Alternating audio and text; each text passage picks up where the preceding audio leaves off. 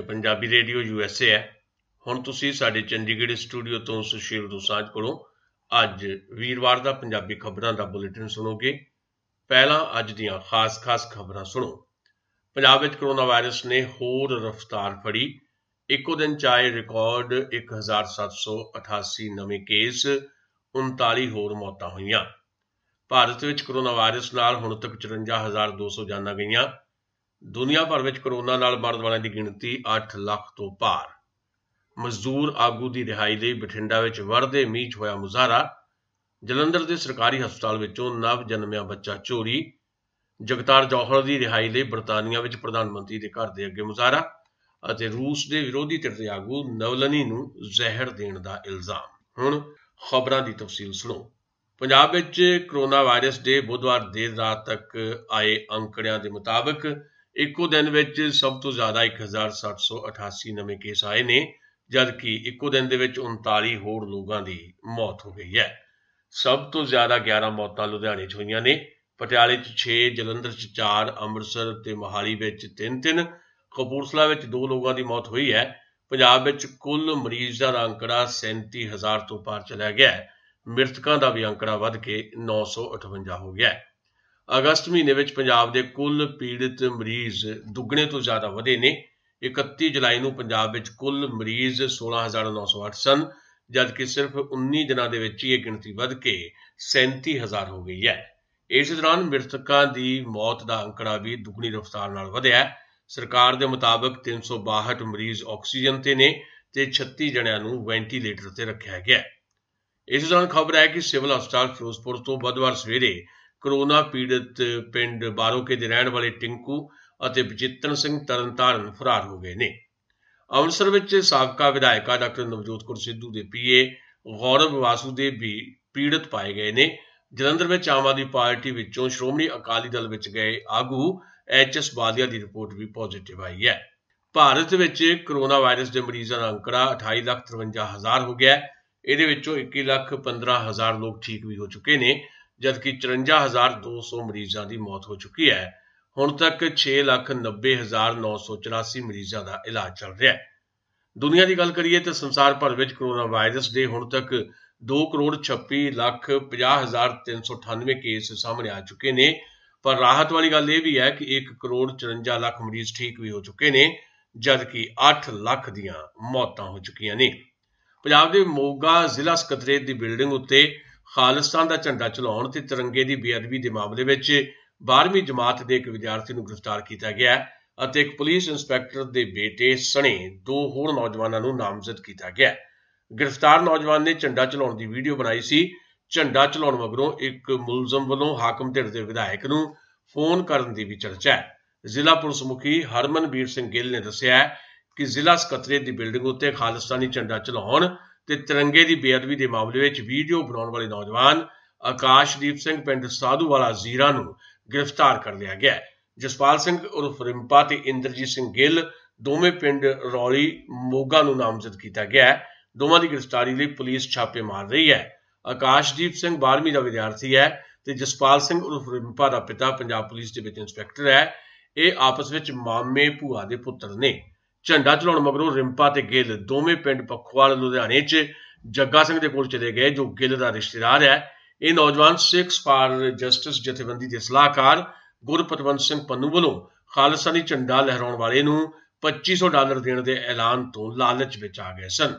SPI Jagpreet Singh ਨੇ ਦੱਸਿਆ ਕਿ ਆਕਾਸ਼ਦੀਪ ਸਿੰਘ ਤੋਂ ਪੁਲਿਸ ਰਿਮਾਂਡ ਦੌਰਾਨ ਹੋਰ ਪੁੱਛ ਪੜਤਾਲ ਕੀਤੀ ਜਾਏਗੀ। ਪੰਜਾਬ ਖੇਤ ਮਜ਼ਦੂਰ ਯੂਨੀਅਨ ਦੇ ਸੂਬਾਈ ਜਨਰਲ ਸਕੱਤਰ ਲਛਮਣ ਸਿੰਘ ਸੇਵੇਵਾਲਾ ਨੂੰ ਪੁਲਿਸ ਵੱਲੋਂ ਚੁੱਕਣ ਦੇ ਵਿਰੋਧ ਵਿੱਚ ਅੱਜ ਕੋਈ 1 ਦਰਜਨ ਜਥੇਬੰਦੀਆਂ ਵੱਲੋਂ ਬਠਿੰਡਾ ਮਿੰਨੀ ਸਕੱਤਰੇਤ ਦੇ ਅੱਗੇ ਵਰ੍ਹਦੇ ਮੀਂਹ ਵਿੱਚ ਮੁਜ਼ਾਹਰਾ ਕੀਤਾ ਗਿਆ। ਮੁਜ਼ਾਹਰਾਕਾਰੀ ਲਛਮਣ ਸਿੰਘ ਸੇਵੇਵਾਲਾ ਨੂੰ ਲੱਭਣ ਤੇ ਦੋਸ਼ੀਆਂ ਦੇ ਖਿਲਾਫ ਅਗਵਾ ਕਰਨ ਸਣੇ ਹੋਰਨਾਂ ਧਾਰਾਵਾਂ ਤਹਿਤ ਕੇਸ ਦਰਜ ਕਰਨ ਦੀ ਮੰਗ ਕਰ ਰਹੇ ਨੇ। ਮੁਜ਼ਾਹਰਾਕਾਰੀਆਂ ਨੇ ਆਖਿਆ ਕਿ ਜੇ ਪੁਲਿਸ ਨੇ ਸ਼੍ਰੀ ਸੇਵੇਵਾਲਾ ਨੂੰ ਹਿਰਾਸਤ ਵਿੱਚ ਲਿਆ ਤਾਂ ਹੁਣ ਤੱਕ ਉਸ ਦੇ ਪਰਿਵਾਰ ਨੂੰ ਸੂਚਨਾ ਕਿਉਂ ਨਹੀਂ ਦਿੱਤੀ ਗਈ। ਇਸ ਦੌਰਾਨ ਮੁਜ਼ਾਹਰਾਕਾਰੀਆਂ ਦੇ ਵਫਦ ਦੀ SPD ਦੇ ਨਾਲ ਮੁਲਾਕਾਤ ਵੀ ਹੋਈ ਹੈ। ਪੁਲਿਸ ਅਧਿਕਾਰੀ ਨੇ ਸੇਵੇਵਾਲਾ ਬਾਰੇ ਜਾਣਕਾਰੀ ਤੋਂ ਇਨਕਾਰ ਕੀਤਾ ਹੈ। ਜਲੰਧਰ ਦੇ ਸਿਵਲ ਹਸਪਤਾਲ ਵਿੱਚ ਅੱਜ ਉਸ ਵੇਲੇ ਹੰਗਾਮਾ ਹੋ ਗਿਆ ਜਦੋਂ ਇੱਕ ਨਵ ਜਨਮਿਆ ਬੱਚਾ ਚੋਰੀ ਹੋ ਗਿਆ।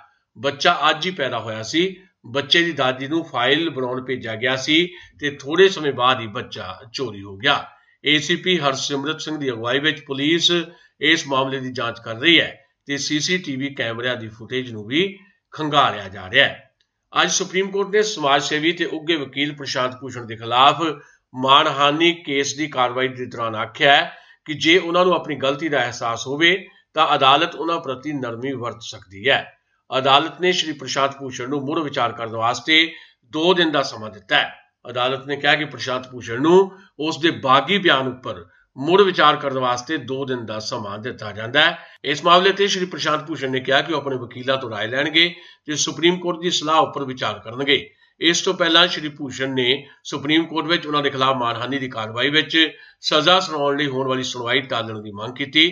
ਪ੍ਰਸ਼ਾਂਤ ਭੂਸ਼ਣ ਨੇ ਅਦਾਲਤ ਨੂੰ ਕਿਹਾ ਕਿ ਉਹਨਾਂ ਦੇ ਖਿਲਾਫ ਮਾਣਹਾਨੀ ਕਾਰਵਾਈ ਵਿੱਚ ਦਲੀਲਾਂ ਉੱਪਰ ਸੁਣਵਾਈ ਕਿਸੇ ਹੋਰ ਬੈਂਚ ਵੱਲੋਂ ਕੀਤੀ ਜਾਣੀ ਚਾਹੀਦੀ ਹੈ, ਪਰ ਸੁਪਰੀਮ ਕੋਰਟ ਨੇ ਸਜ਼ਾ ਤੈਅ ਕਰਨ ਵਾਸਤੇ ਕਿਸੇ ਹੋਰ ਬੈਂਚ ਕੋਲ ਸੁਣਵਾਈ ਦੀ ਮੰਗ ਰੱਦ ਕਰ ਦਿੱਤੀ ਹੈ। ਇਹ ਖਬਰਾਂ ਤੁਸੀਂ ਪੰਜਾਬੀ ਰੇਡੀਓ USA ਤੋਂ ਸੁਣ ਰਹੇ ਹੋ ਤੇ ਇਹਨਾਂ ਖਬਰਾਂ ਨੂੰ ਸਾਡੇ ਚੰਡੀਗੜ੍ਹ ਸਟੂਡੀਓ ਤੋਂ ਸਿੱਧਾ ਪ੍ਰਸਾਰਿਤ ਕੀਤਾ ਜਾ ਰਿਹਾ ਹੈ।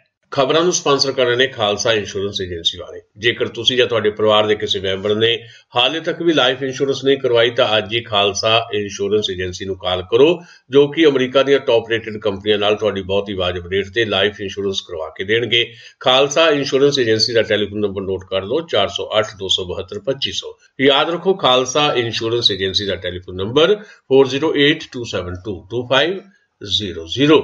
ਚਲੋ ਫਿਰ ਚੱਲਦੇ ਹਾਂ ਕੁਝ ਹੋਰ ਖਬਰਾਂ ਵੱਲ।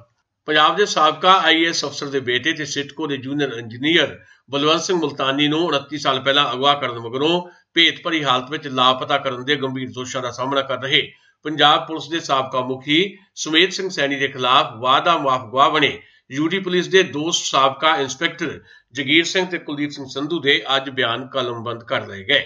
ਇਹ ਸਾਰੀ ਕਾਰਵਾਈ ਮੋਹਾਲੀ ਦੀ ਜੁਡੀਸ਼ੀਅਲ ਮੈਜਿਸਟ੍ਰੇਟ ਕਮ ਡਿਊਟੀ ਮੈਜਿਸਟ੍ਰੇਟ ਰਸਵੀਨ ਕੌਰ ਦੀ ਅਦਾਲਤ ਵਿੱਚ ਹੋਈ ਹੈ। ਪਤਾ ਲੱਗਾ ਕਿ ਬਿਆਨ ਦਰਜ ਕਰਨ ਤੋਂ ਪਹਿਲਾਂ ਮਾਨਯੋਗ ਜੱਜ ਨੇ ਸਚਾਈ ਜਾਣਨ ਲਈ ਸਾਬਕਾ ਪੁਲਿਸ ਅਫਸਰਾਂ ਨੂੰ ਪੁੱਛਿਆ ਕਿ ਕੀ ਉਹ ਬਿਆਨ ਆਪਣੀ ਮਰਜ਼ੀ ਨਾਲ ਦੇ ਰਹੇ ਨੇ ਜਾਂ ਉਹਨਾਂ ਉੱਪਰ ਬਿਆਨ ਦੇਣ ਲਈ ਕਿਸੇ ਦਾ ਦਬਾਅ ਪਾਇਆ ਗਿਆ।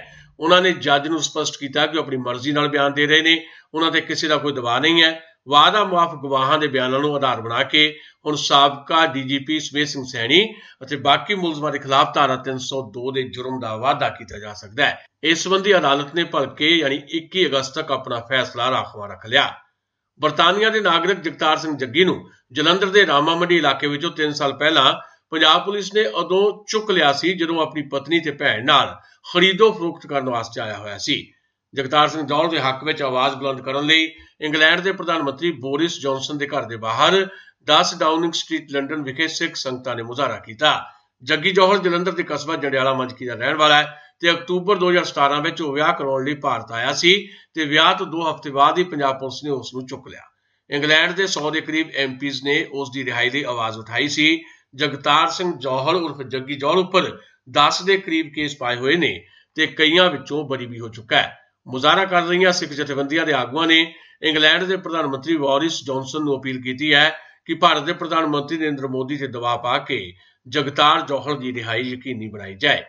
ਸੰਤ ਹਰਜਨ ਸਿੰਘ ਲੌਂਗੋਵਾਲ ਦੀ 35ਵੀਂ ਬਰਸੀ ਮੌਕੇ ਪੰਜਾਬ ਸਰਕਾਰ ਵੱਲੋਂ ਅਨਾਜ ਮੰਡੀ ਲੌਂਗੋਵਾਲ 'ਚ ਕਰਵਾਏ ਗਏ ਸਾਦੇ ਅਤੇ ਸੰਖੇਪ ਸਮਾਗਮ ਦੇ ਦੌਰਾਨ ਪੰਜਾਬ ਦੇ ਕੈਬਨਿਟ ਮੰਤਰੀ ਸਾਧੂ ਸਿੰਘ ਧਰਮਸੋਤ ਵੱਲੋਂ ਸੰਤ ਲੌਂਗੋਵਾਲ ਨੂੰ ਸ਼ਰਧਾਂਜਲੀ ਭੇਟ ਕੀਤੀ ਗਈ।